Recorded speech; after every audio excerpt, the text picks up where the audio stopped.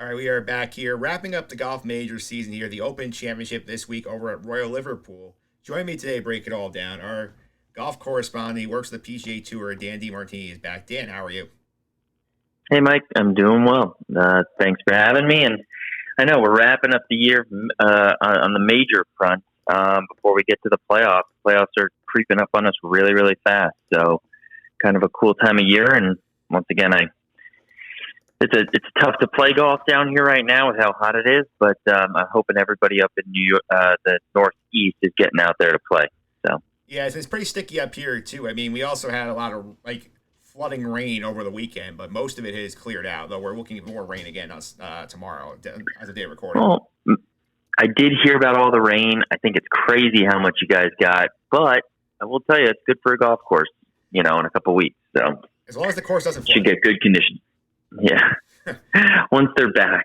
Yeah, once they're back. Look, obviously, I've not been able to keep up as much. There's a lot going on between the baseball teams kind of stinking. We had the Jets getting picked for Hard Knocks and tennis. I've not kept up with the golf of late. So tell me what's been going on for the last month since we last talked. Yeah, I mean, really incredible golf has been going on, kind of subtle behind the scenes. But obviously I think the biggest highlight of the past, I would say 2-3 weeks now, was Ricky Fowler at Rocket Mortgage. Obviously Ricky Fowler is a fan favorite for literally everybody that has been around the game of golf for the last decade. Everybody likes the guy. He's great with fans. He's great with everybody at tournaments, and he's just an easy person to root for. Kind of keeps to himself. He doesn't really have negative headlines or anything. It never seems like it's about him. He's got his own style. He's got his own swag.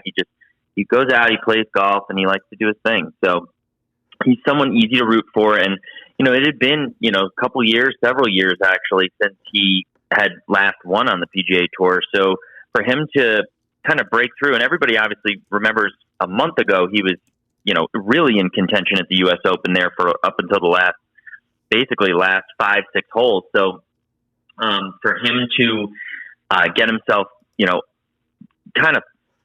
get himself right back in a great mental state of mind, and basically be able to take on a course like Detroit Golf Club and play so great down the finish. It was crazy playoff, 3-man playoff, and Ricky came out on top. It was one of those things where during the playoff hole, the final playoff hole, he actually, I think, hit the worst tee shot of the group, but then hit the best second shot to give himself a great look at birdie and made it. So it was pretty cool. And just one of those things where, it's great for golf. So that's really been the main headline here. And now, obviously we're overseas. There's several events that kind of go on behind the scenes. The Barbasol Championship is going on right now, opposite of the Genesis Scottish Open. For those that kind of woke up and put CBS on this morning, they probably were just like, whoa, there's golf already on? It's like 10 o'clock. It's because of the 5-hour time difference. So the top players around the world are already overseas in Scotland, and they are getting ready for a test at Royal Liverpool next week. Yeah, that's for sure. Another thing I sort of noticed here, and this kind of briefly popped on my radar because I saw news headlines. I didn't get to dive deeper into this. Obviously, there are the Senate hearings that were happening about the proposed acquisition, merger, whatever you want to call it, technically between the tour and Live here. I couldn't really sort out what was going on here. Can you give me the brief version of what I should know about this? Yeah, honestly, it's really fascinating, and it didn't even have to be, this specific inquiry. But if anybody ever has the chance to throw on C-SPAN and watch one of these, so the Senate basically has these committees that look into various things that are happening, and in particular, this Senate subcommittee is interested in this particular business deal. It's probably worth watching the first 40 minutes, just to see how our government operates. It's so fascinating. You've got one one senator on one side of the table who's basically representing, his own interests. And then you got another who's representing his own interests. And then you got somebody who's saying, why are we even here today? The Senate should have nothing to do with a private business matter. And then another person that's saying, and obviously the deal, the framework agreement that they're curious about is the framework agreement that was announced back in June between the PGA Tour, DP World Tour, and the PIF. And another senator was not even interested in that. They were interested in the PGA Tour's relationship with China. So it's just like, wait, what? I thought we were focused on this one section, but man, they're all over the place. So it's just fascinating how 3.5 hours can go by and you really didn't actually know anything particularly new. I guess from a key takeaway standpoint, this is still just a framework agreement, and there are documents that you can probably find online or on Twitter or wherever. All of the kind of business dealings behind this framework agreement are, I believe, public knowledge now.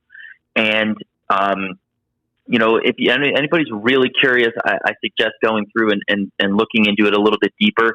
But at the end of the day, this is a deal. They were more so interested in, what's the structure of it, and just, what it means for the future of golf, what it means for the PGA Tour players as contractors, what it means for, the connection between leagues and, who's going to have oversight.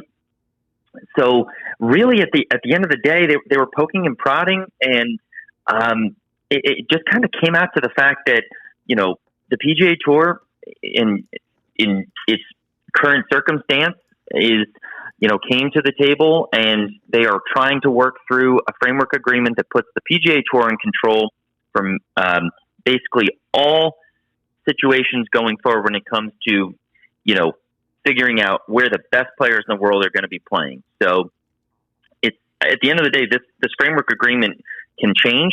I think people thought that the deal was done. That's not the case. It's still being worked through very heavily. So you can watch it if you're just curious to see and hear all these very minute, random details that the senators were asking our chief operating officer and Jimmy Dunn, who's on our policy board. It's interesting to kind of see just how they react, and different senators almost ask the same question because they weren't in the room at the time the first person asked it. So there's just so much weird stuff of how it all went down. It was bizarre, but entertaining TV if you want to watch. So highly recommend it. But at the end of the day, I guess the key takeaway here is that there's still a lot of work to be done, and nothing is really set in stone. Yeah, that's for sure here. And obviously this week we're heading out to England for the Open Championship over at Royal Liverpool. First time it's been there since 2014. So you want to tell me about the course? Sure. So, obviously Royal Liverpool is a traditional link style course. So you're going to get kind of if the casual golf fan flips it on, they might think that they're basically at St. Andrews. It's got some interesting character to it. I don't think it's known as being particularly long. From what I understand, the R&A did work on changing some things for this particular event that's going to make certain holes have a different tee box. I don't think a lot of the players, they changed the 17th hole. Obviously, and this is just kind of like a little insider thing, but most people that are putting on tournaments, I can't speak for all organizations, but are always trying to have a couple of dramatic finishing holes. Like, that shouldn't surprise anybody, right? Like the 17th at TPC Sawgrass. Like, you can put it on the green because it's only a 150-yard shot and it's just very easy, or you could put two balls in the water and completely lose your lead. So, it's kind of an interesting thing. It sounds like they redid the 17th hole at Royal Liverpool. And so the players that are coming on now that played in 2014 have never played at this style.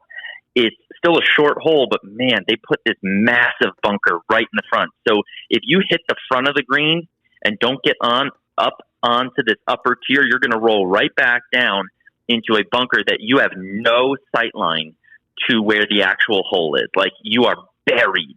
The entire green itself it's not a particularly long hole, but man, they protected the heck out of it.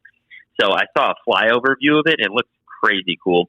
And then because they moved the 17th hole, they were able to take the 18th tee box, which I think in 2014, Rory actually drove the green on a par 5. which is never a good thing. You know, obviously, if you drive, there's drivable par fours all over the place, but you never really want a drivable par five. So it sounds like they were able to move the tee box back for this one. So and made the right side of 18 have a much harder like obstruction out of bounds line. So basically now you have to hit two very, I guess, thoughtful shots to finish. They're trying to make it so that if you've got a 2-shot lead and you're going into 17, you don't think you're just winning this thing.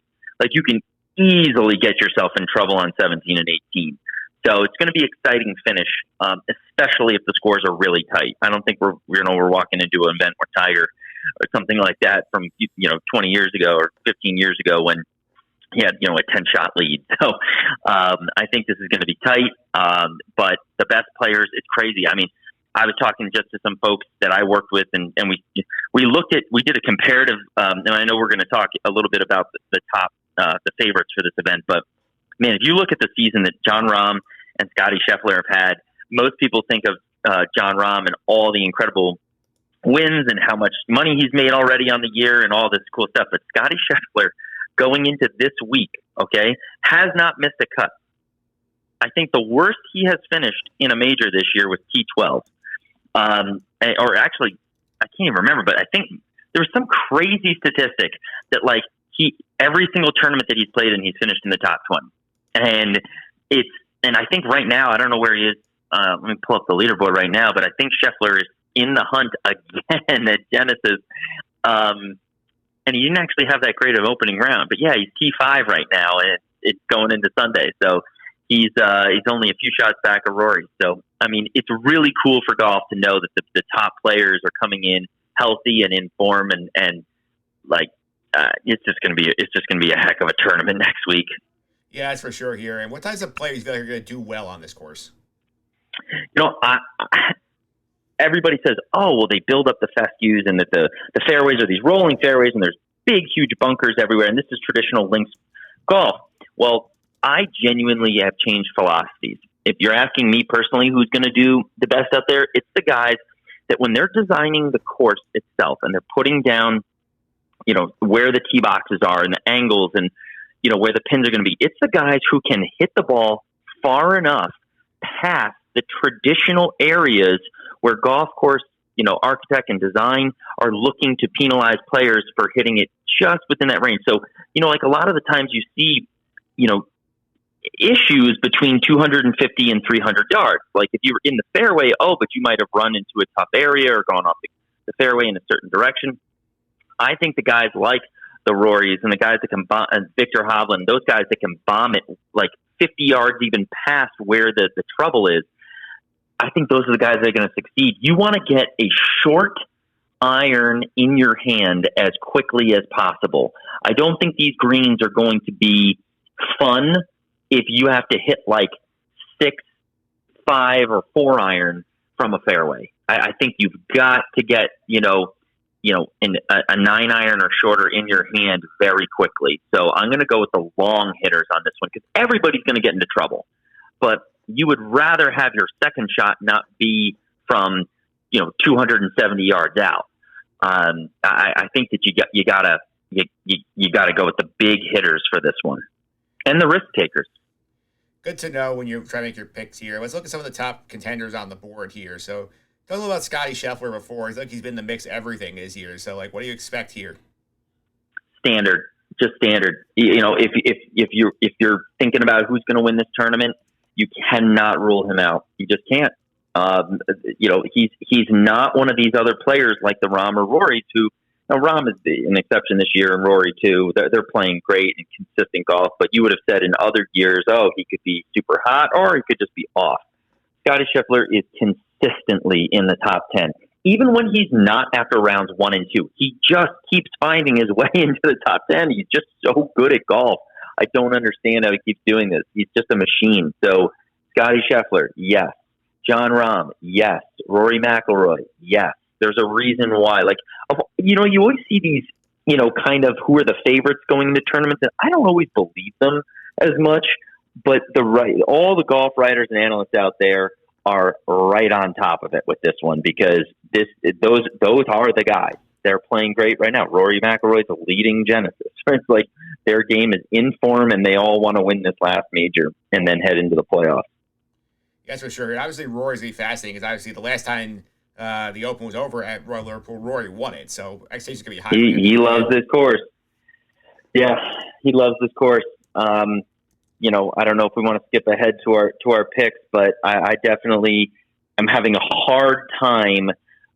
If I had to just choose, it'd be Rory McIlroy. I'd 100% take Rory to win this one. I think, given what happened last year, and having a little bit of a chip on his shoulder, and his game being in really good shape, and how he's playing at Genesis Scottish Open right now, I would go with Rory McIlroy. That is what my head is saying. My heart is saying, why not give a guy like a Victor Hovland, who hits the heck out of the ball, is kind of just a happy guy who, you know, understands this style of play, has spent plenty of time playing overseas, and you know, he's got, I think, in all three of the other majors this year, he's been in the top 20. So, you know, he's a guy who definitely, you know, steps up when the moment is bright, and I wouldn't count him out. So I think my heart is going with Hovland. My head is going with McIlroy. All right, so that's for sure here. We'll keep an eye on those picks here. In terms of sleeper guys, who do you think that you can, you know, project as somebody you think, oh, like they're not valued highly right now, but they can be, you know, a key player in this tournament? Sure. It's really cool because I was actually going into this event was going to say, watch out for Tom Kim. And I think Tom Kim just coincidentally is second right now at Genesis. He's one shot off of McIlroy. So he's somebody, I think his game is starting to really heat up a bit. And I think he kind of is welcoming this kind of a change. I really like Tommy Fleetwood. He's had an incredible year. And it's coincidentally, he's in third place at Genesis. So he was, you know, when I was doing my notes, I didn't think that they were going to be playing this well. Matt Fitzpatrick, I don't think you can ever count him out. I think he also gets a little bit like geeked up for these kinds of events. The big moments he seems to shine. Majors he loves as well. And then I'm never going to count out Justin Rose. I know I feel like every single time I come on here, I say my deep sleeper is Justin Rose. One of these, he's going to creep up that leaderboard again. And so I guess that those are kind of where I'm going. I would say Fitzpatrick, Tom Kim, Justin Rose. You know, obviously Victor Hovland, if people weren't already thinking there. And then, you know, I think somebody that I would love to see breakthrough because he did not play particularly well last year at the Open is a Max Homa. Would love to see him come out and you know, come out and be right in contention because, yeah, he can hit the hell out of the ball too. Absolutely. Definitely a fun tournament this week. Looking forward to seeing how it plays out, Dan. Thanks for all the time. I really appreciate it. People I'll follow on social media, how can I do that? Sure, DMart207. Oh, and one other interesting scenario to keep an eye on. This is just one tip for kind of the casual golf fan. Keep an eye. I don't know if people have been watching, but there is a player who, as part of the PGA Tour University program, he's the top basic collegiate player. There's an exemption situation where a player right out of school can come directly to the PGA Tour and get some eligibility. The kid's name is Ludwig Aberg, and I can say kid because I'm feeling really old lately. Ludwig is going to, I don't want to like speak too out of line here, but this is going to be a name that you are going to see very, very quickly. He's already, okay, so he's like just pulling up his results. He's played 4 events, okay? I mean, just made it onto the PGA Tour like a month ago.